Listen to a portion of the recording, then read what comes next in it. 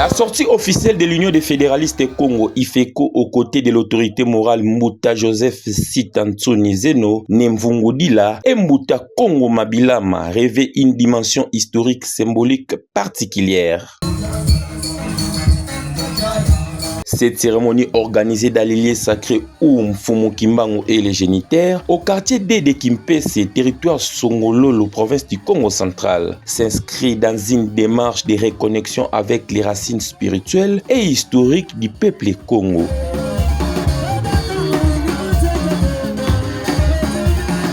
La commémoration du 57e anniversaire de Joseph Kasavubu, le 24 mars 2026, offre un cadre approprié pour cette sortie officielle. Kasavubu, premier président de la République démocratique du Congo et figure emblématique de l'indépendance, représente l'héritage politique que l'IFECO semble vouloir perpétuer. Tous les Bas-Congo, qui de près ou de loin, ayant vécu les circonstances dans lesquelles Fé Mbuta Kasavubu avait été inhumé, en tant que le tout premier président de la République démocratique, leur laisse en émoi jusqu'à ce jour.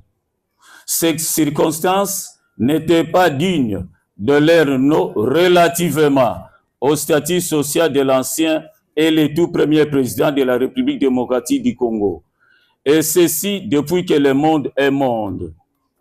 Par ailleurs, le tout premier ministre de la République démocratique du Congo, nous citons Mbuta Emery Patrice Lumumba, aspire à tous les avantages tels que prévus par les statuts des anciens premiers ministres de la République, d'ailleurs élevé jusqu'à ces entrefaites au rang de héros national.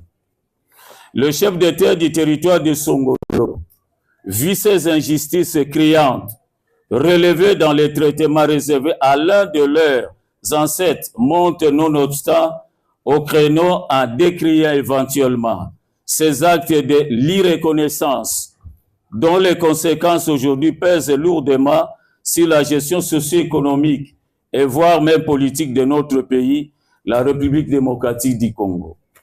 Autant que la bonne volonté politique voudrait s'activer présentement sous le label de son Excellence Monsieur le Président, nous citons affectueusement Yafati Beton, afin de redresser le tissu socio-économique, malheureusement, aucune interaction existerait afin d'atteindre les objectifs tels qu'assignés. Aucun mécanisme approprié n'est prévu au niveau du gouvernement central en vue de rendre immortel le tout premier président de la République démocratique du Congo et surtout revaloriser le statut social du fait premier président, comme cela s'est fait sous d'autres cieux. En conséquence, le karma collectif prend le haut du pavé qui finalement entraînerait le recul dans tous les domaines vitaux de notre pays. Et c'est en dépit de tous les efforts que le gouvernement central déploie, car le monde invisible réclame à corps et à cri la mise en œuvre de la politique irrationnelle et équitable, l'irreconnaissance du statut devant revaloriser le tout premier président dont Mbuta Kasavubu. En tout état de cause, nous formulons quelques recommandations visant à contribuer substantiellement à la quête de la problématique qui embrasse malheureusement l'approche socio-économique et pourquoi pas politique, s'agissant donc de la mise en œuvre d'une politique de la reconnaissance avec des approches y afférentes afin de rendre immortel le tout premier président de la République démocratique du Congo, nous citons Mbuta Kasavubu. Que la date du 24 mars de chaque année soit célébrée avec faste et déclarée chômé payé. Nous proposons à son Excellence, Monsieur le Président de la République démocratique du Congo, la mise en œuvre du système politique fédéral en lieu et place de l'unitarisme avec une forte décentralisation dont les conséquences sont plus que catastrophiques. Le renforcement de la capacité de la coexistence pacifique de toutes les ethnies, gage du développement intégral en République démocratique du Congo, mais aussi et surtout les rapprochements entre gouvernés et gouvernants. Excellence, Monsieur le Président de la République, Excellence, Madame la Première ministre, aux honorables députés tant nationaux que provinciaux, à leurs éminences chefs de groupement, ainsi que les notables, distingués invités en vos titres et qualités respectifs, à la population du territoire de Songolo. Le chef d'État du territoire de Songolo sont plus que convaincus, au regard de votre oreille attentive et surtout de les leitmotivs et de dégager la République démocratique du Congo de la torpeur. Et ceci est dans tous les domaines vitaux de la nation, que ce mot de circonstance va vous inspirer davantage afin que l'idéal commun soit atteint pour finalement accéder à un Congo fort et prospère dont on va concéder à notre progéniture pour toujours.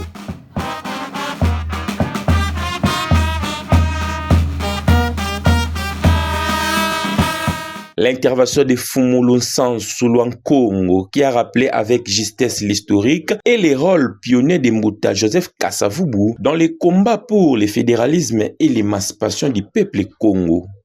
1882, nateye unu kiaki mambu mole makala ku Congo. Jambu de tata Nzambi, yazini sabana wa Congo, uluzololo yani tata Nzambi. Tata Nzambi wakatula bana wa Congo, mungipiti yagwa masumu yekubafila, muntoto mikazola yani tata Nzambi kadikanda de Congo, ikanda de tuma wana tata Nzambi ya mbungu, keleka yekikesa yekipakala, fantalisa luzolo tata Nzambi ya mbungu kungipiti.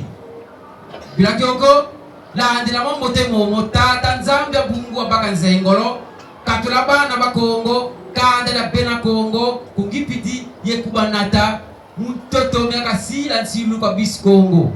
Toto myomyo kavana kumbuvo toto mya Congo kumba tata Nzambi.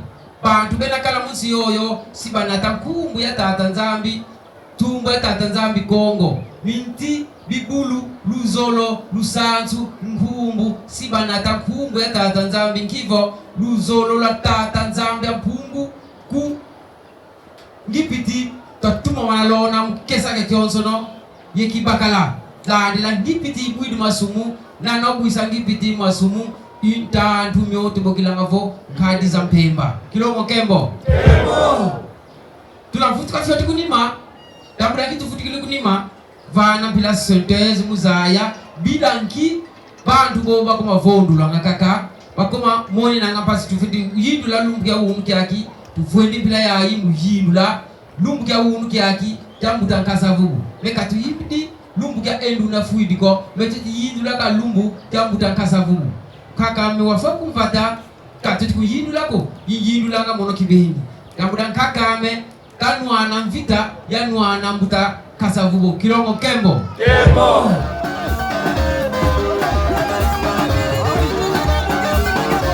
Il est essentiel de raviver la mémoire des figures historiques dont Joseph Kasavubu. Sa vision politique restait ancrée dans la défense des identités et des équilibres régionaux. Son engagement pour un Congo fédéral, respectueux et ses diversités demeurent d'une actualité frappante.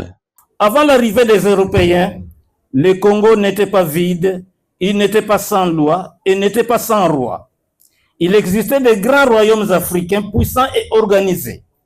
Bien avant leur arrivée, les pays que nous appelons Aire de Congo abritaient plusieurs royaumes puissants. Parmi les plus importants, il y avait le royaume Congo, le royaume Kuba, l'empire Lunda, l'empire Mongala, l'empire Luba, l'empire Boyoma, l'empire Imatuchi, etc., etc. Le royaume Congo, fondé vers le 6e siècle, était l'un des États les plus structurés d'Afrique centrale qui avait comme capitale Mbanza Congo, des provinces, des gouverneurs et un roi appelé Manikongo ou Totila. Ce royaume possédait la diplomatie, le commerce et possédait un système de lois orales respecté par tous. Développement, création ou formation de ces pays, création d'un grand ensemble, la RDC.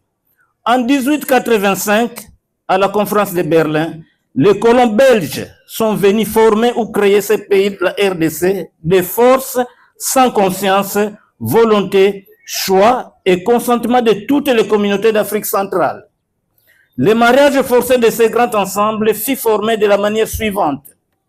En 1885, on a pris l'État du Congo central et du Royaume Congo. En 1889, on a annexé de force l'État de la Mongala à celui du Congo central. En 1891, on a annexé de force l'État du Kasaï à celui du Congo central.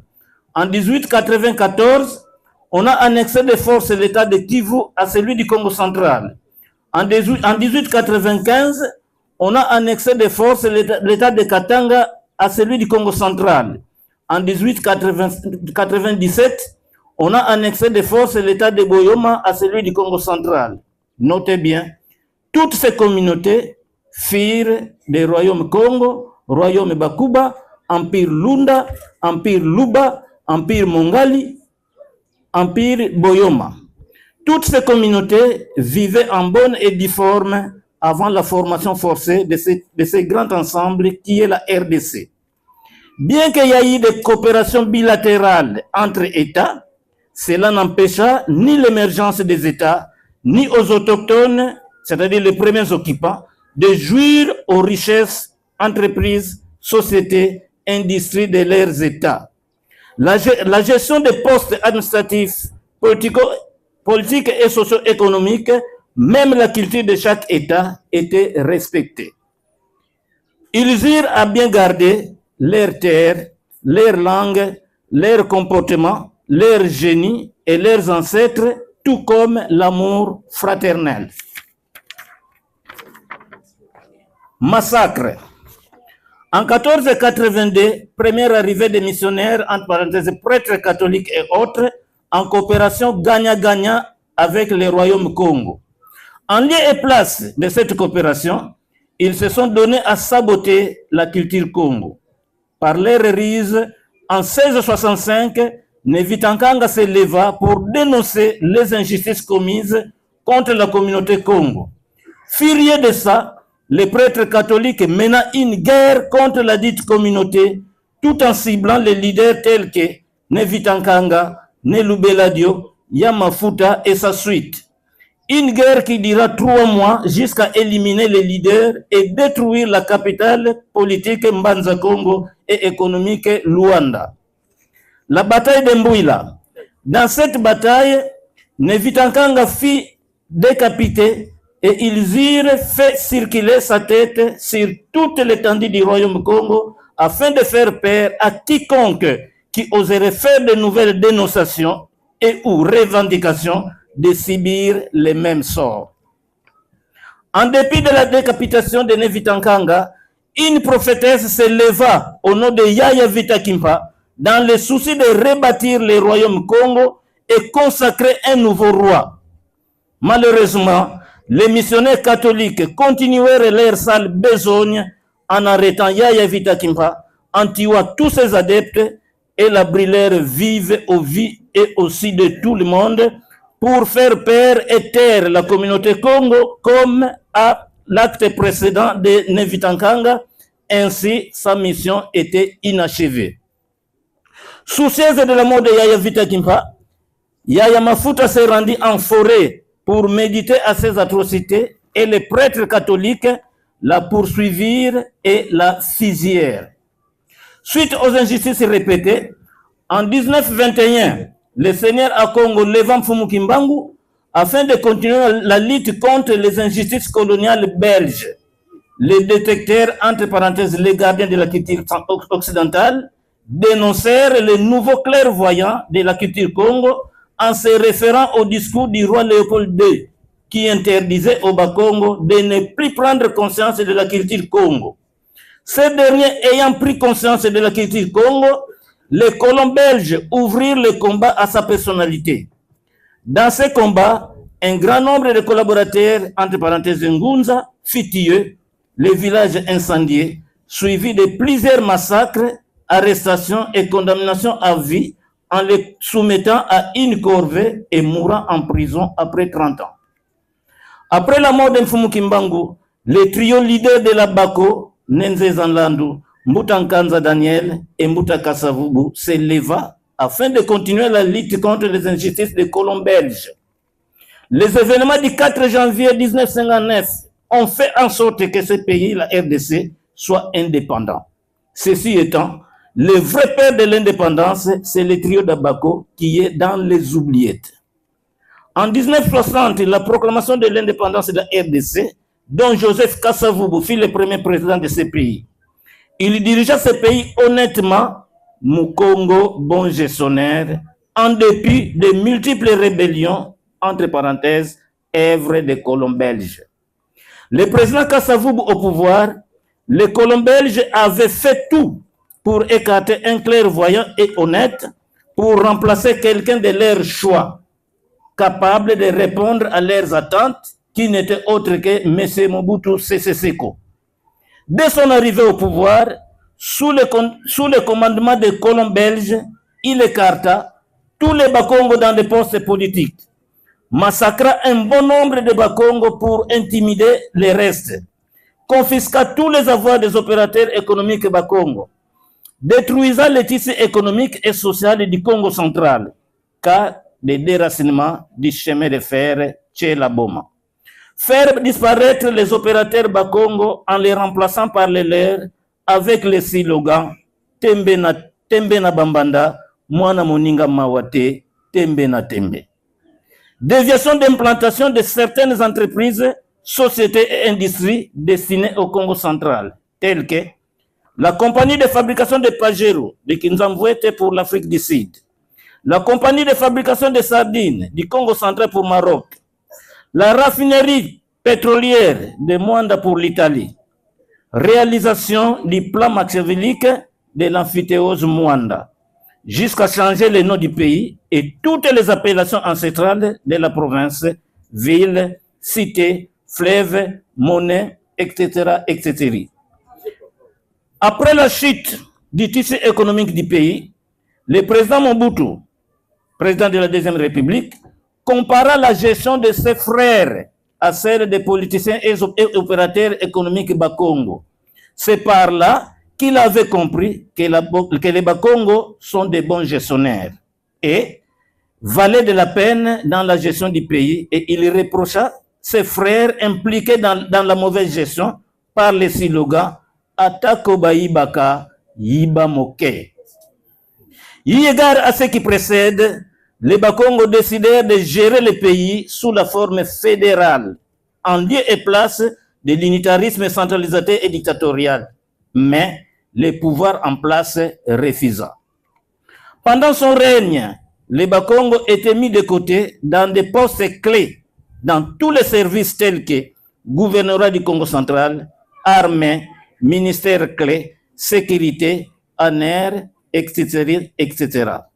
Cette façon de gérer, entre parenthèses, la dictature, avait fait en sorte que des routes et des dessertes agricoles soient détériorées, les infrastructures scolaires et sanitaires dégradées, les mœurs et coutumes des autres provinces imposées au Bakongo, la disparition de la langue Kikongo, entre parenthèses, langue maternelle du Congo central, dotée par les seigneurs à Congo, au détriment de la langue Lingala, l'aliénation du Lingala à la communauté Congo. L'imposition du Lingala dans les cours et tribunaux, églises, entreprises, sociétés, établissements scolaires, armées, sécurité, etc. La prolifération des églises de réveil dans notre province. Troisième République, Laurent Désiré Kabila au pouvoir. Du 17/5/1997 au 16 janvier 2000, ayant compris les erreurs de son prédécesseur, dans le désir de corriger ces erreurs, les colons avaient compris l'éveil de conscience de ces derniers qui risqueraient de travailler à l'encontre de leurs intérêts. Raison pour laquelle, pour protéger leurs intérêts, celui-ci a été vite éliminé et remplacé une fois de plus celui de leur choix, qui n'était autre que Hippolyte Kanambe, alias Joseph Kabila, 2019. Étant donné que les colons ne veulent toujours pas nos clairvoyants, en plaçant les leurs au pouvoir, Suite à l'organisation de la semaine culturelle à Matadi, Joseph Kabila Kabange, dès son arrivée au pouvoir, les premiers événements malheureux frustrant le peuple Congo, l'arrestation à Matadi du leader charismatique du Congo central, né Mwandansemi, le 14 février 2000. Durant tout son règne, le peuple Congo n'avait aucune considération dans le partage du pouvoir, ou sinon placé dans des postes dérisoires. Donc, la photocopie de la deuxième République d'Isaïe. Le 1996 à Luozi, en empêchant l'aspect positif de la renaissance des mœurs et des coutumes Congo, une arrestation arbitraire d'un éveillé culturel Congo dont les autres réclamaient la libération, occasionnant des massacres. Lundi 22 juillet 2002, en vue de remettre la vraie appellation de notre province Congo centrale, suivant les décisions de Loulouabour, le gouvernement mécontent et s'opposa. Cela occasionna la désolation, massacres et arrestations en cascade sur toute l'étendue du Congo central. Aujourd'hui, curieusement, les mêmes noms pour lesquels les gens avaient été massacrés ou saccagés a repris surface. En 2006, l'année des premières élections démocratiques en République démocratique du Congo, lors des élections des gouverneurs et leurs adjoints au Congo central, le non-passage du leader charismatique du Congo central à ce poste, frustrant le peuple Congo, dont ces derniers proclamant une journée morte qui occasionna la tuerie. 11 morts au kilomètre 5 à Songololo et enterrés au village Mpete. En 2008, du sabotage, déconsidération, d'humiliation des valeurs ancestrales Congo. En réclamant nos valeurs ancestrales Congo, les éveillés ont été massacrés, les maisons et villages incendiés, pillages, viols de toutes sortes, arrestations arbitraires, tueries, vol de biens, massacres avec des armes lourdes au peuple sans armes. Bref, du génocide sur toute l'étendue du Congo central. Soi-disant, pour aller restaurer l'autorité des chefs de l'État, l'armée gouvernementale avait utilisé des armes lourdes contre des civils non armés. La RDC d'hier est égale à celle d'aujourd'hui, en dépit du changement de président. Pourquoi on ne parle plus de la restauration de l'autorité des chefs de l'État à l'Est, où l'intégrité territoriale est menacée par l'ennemi en utilisant ces mêmes armes lourdes qu'on a toujours utilisées dans les génocides des civils non armés au Congo central?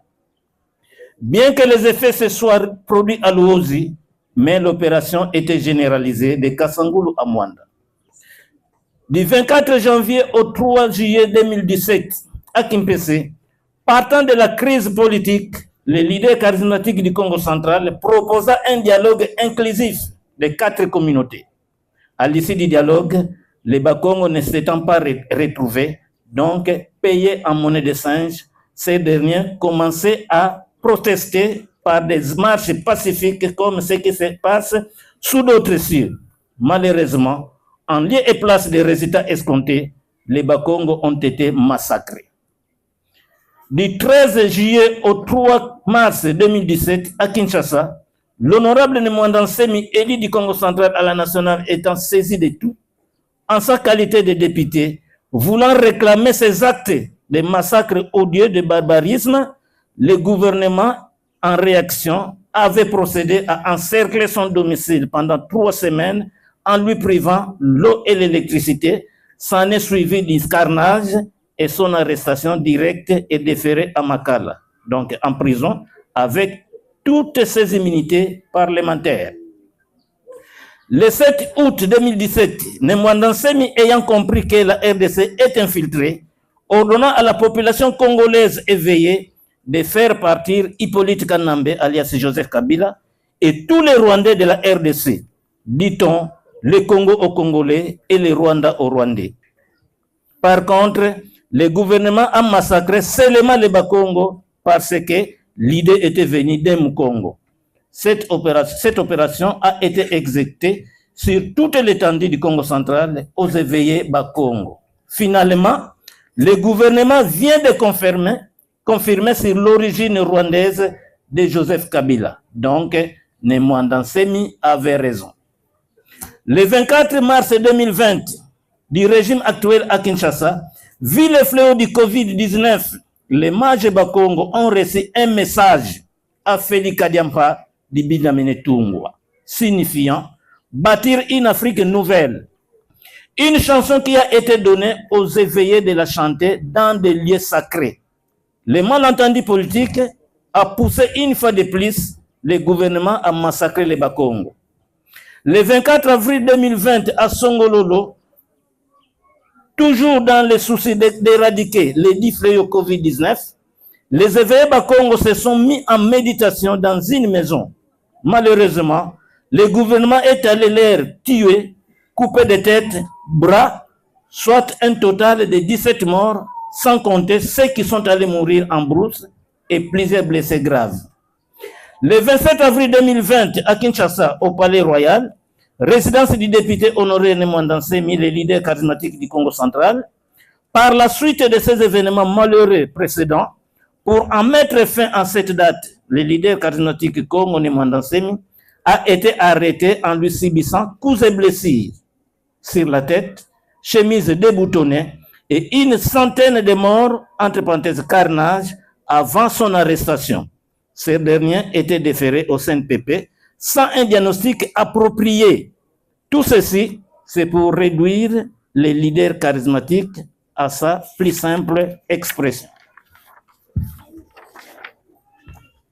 Le 21-11 2023 à Kimpese, les mages Bakongo, inspirés pour la réhabilitation des lieux sacrés, qui est la source d'eau d'Omfumukimbangu et les géniteurs, en y bâtissant un musée, les saboteurs de la culture Congo, les détecteurs et les gardiens de la culture étrangère se sont emportés contre les éveillés Bakongo, ça donnait pour corollaire mort d'homme, un papa brûlé vif aux vies et aussi de tout le monde.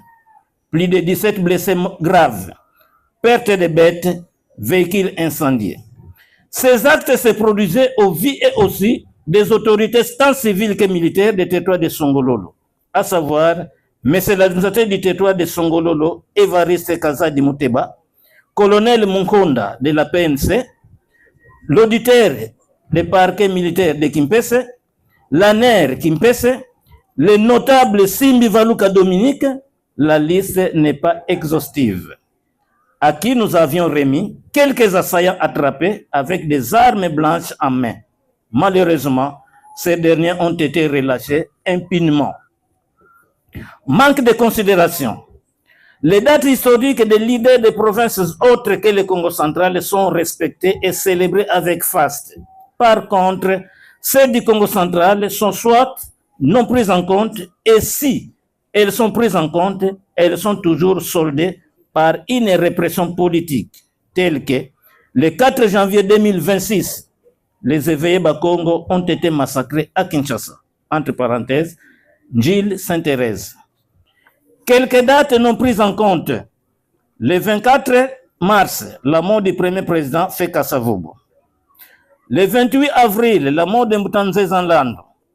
Le 2 juillet, la mort de Yaya Vita Kimpa. Le 28 août, la mort de Mbutankanza Daniel.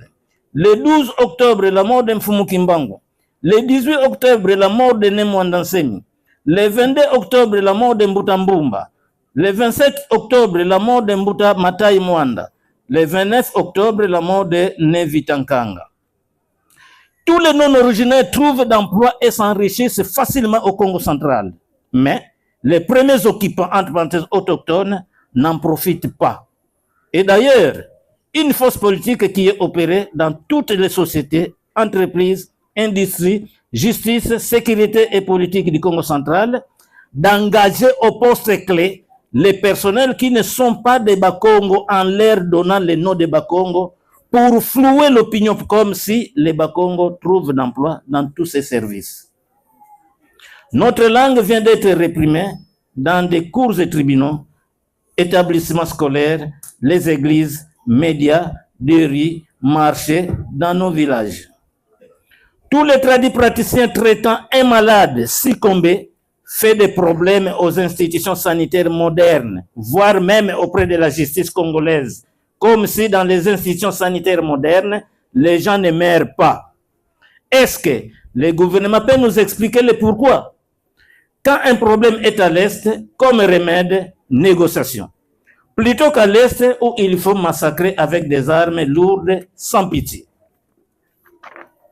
Exemple, le mouvement Wazalendo, entre parenthèses des patriotiques à l'Est, défend leurs terres, langues, intérêts politiques, socio-économiques et forêts, bref, leurs avoirs. Le mouvement patriotique Congo, entre parenthèses Makessa à l'ouest, défendait les mêmes causes, mais le gouvernement congolais était parti, soi-disant, restaurer l'autorité des chefs de l'État par des armes lourdes à un peuple sans armes. Pouvez-vous nous dire le pourquoi d'une politique d'un poids, deux mesures? Notez bien, la mise en œuvre de l'amphithéose vient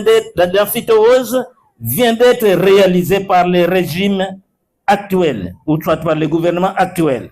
Exemple, cas du ministre de l'Intérieur du Congo central, Constant Mvibidila, qui est allé s'enquérir de la situation des terres vendues au village Ndembo, territoire de Mbanzangungu, était mis en prison et limogé du service ministériel, entre parenthèses, gouvernement provincial. Dites-nous le pourquoi ces derniers soient traités de cette manière, tandis que dans le territoire de Songololo, Laté Évariste Kazadi Mouteba a fait tabasser copieusement un chauffeur taxi. Mais le commanditaire n'avait écopé qu'une punition de quelques mois et réhabilité dans sa fonction. Expliquez-nous pourquoi cette politique de double vitesse. Dans un grand ensemble qui est la RDC, c'est les Maleba Congo qui ont perdu leur langue, mœurs et coutumes, sous l'imposition des gens qui viennent de différentes provinces, de différents régimes dans tous les services. Qu'est-ce qui fait que de toutes ces provinces, seulement la province du Congo central est en perte de vitesse? Les dates historiques des leaders des autres provinces, autres que le Congo central, sont célébrées avec faste, soutenues et encadrées par le gouvernement, telles que les dates de la mort de Patrice Lumumba, Laurent Désiré Kabila, Antoine Gizenga et Étienne Tshisekedi. Tandis que ceux des leaders Congo ou des éveillés Congo sont sabotés, des fois refusés l'organisation et aussi réprimés, tels que le 4 janvier 2026, nous avons perdu 4 éveillés Bakongo lors de la célébration de cette date sans cause à Kinshasa. Nebilo Dibia Congo, etc., etc. Après coup d'État de M. Mobutu, le premier président Feka Savubu, sous état de la maladie, demanda au gouvernement d'aller se faire soigner à l'étranger. Malheureusement, les ministres de l'Intérieur et Sécurité nationale de la RDC et leur suite n'avaient pas voulu signer ou accorder cette sortie pour que ces derniers aillent prendre des soins appropriés à l'étranger. Pour preuve, il était allé mourir à Boma dans un dispensaire non approprié de son rang du premier président de ce pays et son corps fut amené à Kinshasa. Malgré ça, les funérailles ont été sabotées, entre parenthèses, coupure de fourniture de l'eau et l'électricité au lieu des obsèques présidentielles, entre parenthèses, commune de Kasavubu tout entier dans la capitale du pays. Suite au sabotage, dans le souci d'honorer le premier président de la République, les Bakongo étaient mobilisés d'aller chercher de l'eau dans d'autres communes et avaient mis des lampes tempêtes, des lampes coléma pour éclairer les lieux des obsèques présidentielles et le cas des obsèques de la fille aînée Marie-Rose Kasavubu, du fait président Kasavubu. Pour la fille aînée du fait Kasavubu, l'organisation des obsèques était familiale, c'est-à-dire non prise en compte par le gouvernement malgré les rangs de son père. Par contre, aujourd'hui, le gouvernement a mis ses moyens pour ramener ou rapatrier une dent de Lumumba gardée dans les musées de la Belgique, le corps du fait Étienne Tshisekedi Wamulumba, papa biologique de l'actuel président Excellence Félix Antoine Tshisekedi, et l'organisation des obsèques du fils cadet Roland Lumumba, du fait Premier ministre Lumumba. Le gouvernement peut-il nous expliquer ce manque de considération? Est-ce que le gouvernement peut nous dire le péché qu'a connu le gouverneur Jacques Mbadou d'être tabassé copieusement jusqu'à la mort à Kingakati en plein exercice au gouvernorat? Quel péché qu'a connu également le gouverneur Atoumatoubouana Koulouki d'être arrêté brutalement en culotte et cinglé des repos domicile en plein exercice au gouvernorat? Un constat amer, les statuts des leaders des autres provinces sont souvent érigés par les gouvernements, respectés, élevés, tout en les donnant une grande considération, tandis que ceux du Congo central sont érigés par la volonté du peuple Congo sans appui du gouvernement, des fois sabotés. Cas des statuts du fait président Kasavubu Aboma, Yaya Vita Kimpa à Kimpese, Nemaungu à Songololo, par des inciviques et le gouvernement ne dit mot. Des fois, les initiateurs d'érection de ces statuts sont traduits en justice et subissent de multiples menaces. Cas des monuments de Mfumu Kimbangu à Kimpese, territoire de Songololo, province du Congo central. Est-ce que le gouvernement peut nous expliquer la valeur de Mfumu Kimbangu dans ce pays? Et que faire pour que la considération soit de pair? En suivant le discours du roi Léopold II, copie en annexe, nous concluons que ce discours a été fait pour le peuple Bakongo, car les éclairés Bakongo qui ont toujours cherché la réhabilitation de la Kiti Congo subissent toutes ces orientations, décisions ou ordres depuis l'époque coloniale jusqu'en ce jour. Citons entre autres Nevitankanga, décapité, Yavita Kimpa, brûlé vive, Yamafuta, fusillé, Pasteur Makanzu, empoisonné, Mfumu Kimbangu, Mbuta Ntwalani, Mbuta Mbumba, Mbuta Mwanda, Yaya Mikale Mandombe, etc., tous condamnés à vie. Nemwanasemi a subi toutes sortes d'atrocités et humiliations. Nemvungudila Fatou Kembela est en train de subir toutes sortes de menaces, enlèvements, accusations dans des cours et tribunaux, voire même traduit en justice dans différents cours et tribunaux par des détecteurs, entre parenthèses, collaborateurs des colons, en connivence avec ces derniers. Et toutefois qu'il a la vision d'éclairer la communauté Congo, suivant les slogans du président de la République, son Excellence M. Félix Tshisekedi, le peuple d'abord, peuple prenez-vous en charge, et peuple botelema, toba telambo canabiso Congo, po tozanango kaka oyo. Le gouvernement, à travers ses services, ne cesse de lui interdire. Le gouvernement peut nous expliquer ou traduire les textes du discours du roi Léopold II. Est-ce que la culture Congo a sa place dans notre province ou dans ce pays? Si oui, pourquoi elle est toujours combattue en lieu et place des cultures occidentales? Est-ce que l'indépendance de ce pays ne pouvait bénéficier qu'aux autres provinces, hormis la province du Congo central? Le gouvernement pousse-t-il la province du Congo central à accéder à une autre indépendance? Pendant que les pères de l'indépendance, qui est en train de jouir toutes ces autres provinces, sont des Bakongo, les trios à Bako. Et pourquoi ce silence répété du gouvernement? Tous les problèmes de l'Est sont traités par des dialogues, tandis que ceux du Congo central, par silence ou répression. Injustice. Les leaders Congo précédents avaient dénoncé toutes ces injustices qui sont toujours commises envers le peuple Congo, telles que, en 1665, Nevitankanga dénonça toutes ces injustices, mais comme sort décapité. En 1706 donc, Yaya Vita Kimpa dénonça les mêmes injustices, comme sort brûlé vive et Yaya Mafuta tué dans une forêt. En 1921, Mfumu Kimbangu dénonçant les mêmes injustices, comme sort condamné à vie ou peine de mort, 30 ans de prison jusqu'à la mort. En 1986, Nemwanda Nsemi a dénoncé les mêmes injustices, comme sort, arrestation brutale répétée, tuerie de ses adeptes, incendie de sa résidence, exil et les poursuites lui ont conduit à la mort. Aujourd'hui, Nemvungudila Fatou Kembela et tous les Bakongo dénoncent les mêmes injustices. Est-ce que le gouvernement peut nous dire le pourquoi qu'il n'a jamais pris toutes ces dénonciations en compte? que le gouvernement nous dise si la province du Congo central ne ferait pas partie de la ère du Congo. Si oui, à quoi est dit tout silence du gouvernement au problème du Congo central? La province du Congo central est industrialisée. Tant des ressources, des péages, la source d'énergie d'Inga.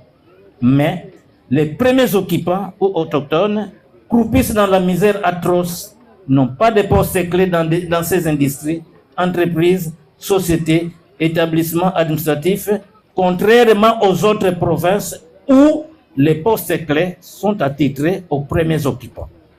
Que le gouvernement nous fixe sur quoi devons-nous compter pour l'émergence de notre province du Congo central et notre population. Sur ce, le Congo central et son peuple ne voient pas les retombées positives de l'exploitation de notre pétrole, de notre calcaire, de notre canne à sucre, des marchés internationaux de l'Oufou, de notre énergie électrique d'Inga, des péages de l'Oufou et de la route nationale numéro 1, sur la modernisation de notre province du Congo central et le bien-être de sa population.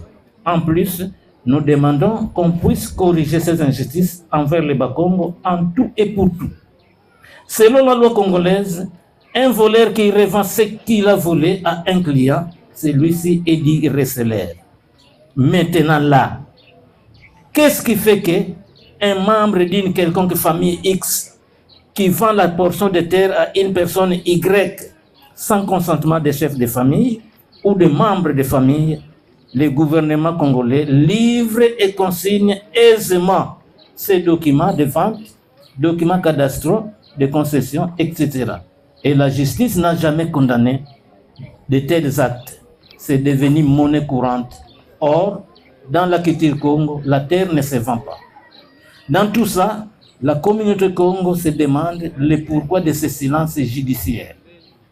Au Congo central, la FARDC, la PNC, la DGM, l'auditorat, parquet, tribunal de paix, DEMIAP, l'ANER sont tous des offices de comparution judiciaire sans distinction de cas, catégorie, rang et qualité. Nous nous demandons si tel est le cas dans d'autres provinces. Dans tous les pays occidentaux, des États laïcs n'existent pas. C'est plutôt en Afrique que les colons sont venus former les États laïcs, puisque même le discours du roi Léopold II les démontre que nous avons connu Dieu et plusieurs mots avant leur arrivée. Après évaluation, un constat amer avec le système laïque. La communauté Congo vient de sombrer, perdre ses valeurs ancestrales, mœurs et coutumes. Exemple, en Belgique, le sol et le sous-sol appartiennent aux clans, entre parenthèses, les Flamands et les Wallons. Les premiers occupants jouissent de leurs droits, tandis qu'en RDC en particulier ou en Afrique en général, les sols et les sous-sols appartiennent à l'État.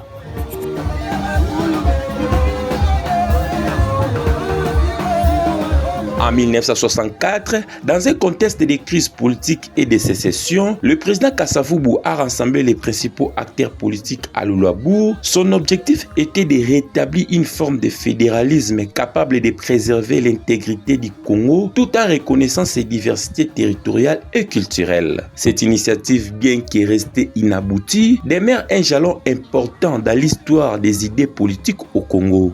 Muluzolo loyani vanga mpungu tulendo luzolo lwa bakulu lwa beto mwanda Congo mono ne Congo mabilama Innocent Emmanuel mbutukidi kwa mama makuiza mukanda dia nensongi beto banensongi ampanzu ba mosi kotutuna yebanlaza mbutukidi kwa tata kuna kanda dia Kiangala, monongina mwana wa Kiangala, ntekolo ankenzi anzinga, yenge kieno. Unu kina lumbukia mpoenya. Lumbukia unu, bambuta batavo, tukalanga yumin koko, yevo min langu, nyomi kalanga yengalu. Bevo kuna wasinda mako kotudi kulu muna nkoko na kokabuna kwe. Wa utuzoreleza ya ku Congo Central ku Babeto ku Kutuwidi ndinga za bidi tubaki di mambo mabidi. Wa bututi sabuka nlango. Menkoko wotu sabuka unanga nduzina munakati. Diazi kutudia mambo zikutusala. Kanzi boba sabuka basabuka. Pobe basala sitakubayindu na kabuna kwe. Mambo mutu tate kila bantu babantika bawu botu matu wedi mfumu kuna katele kwaku kuna kututele lusantu kabeto bantu kwa Kongo boba yantika mambo ye boba kutunati na mambo ye boba ita sekola mambo beto nzila koto tutalanda nzila yoyo wa lumbu kya mpoenya mudiam kitu solele lumbu kya unu kya le 24 mars kadi wawu lumbukina yani tata Kasavubu wasabuka kusimu Kongo buna kasabuka kusimu Kongo kansi beto tuzeibo nitu ya mwele wa yandi wasabuka kusimu Kongo kansi ngindu yevo ideolojia yandi ya sala kwa beto.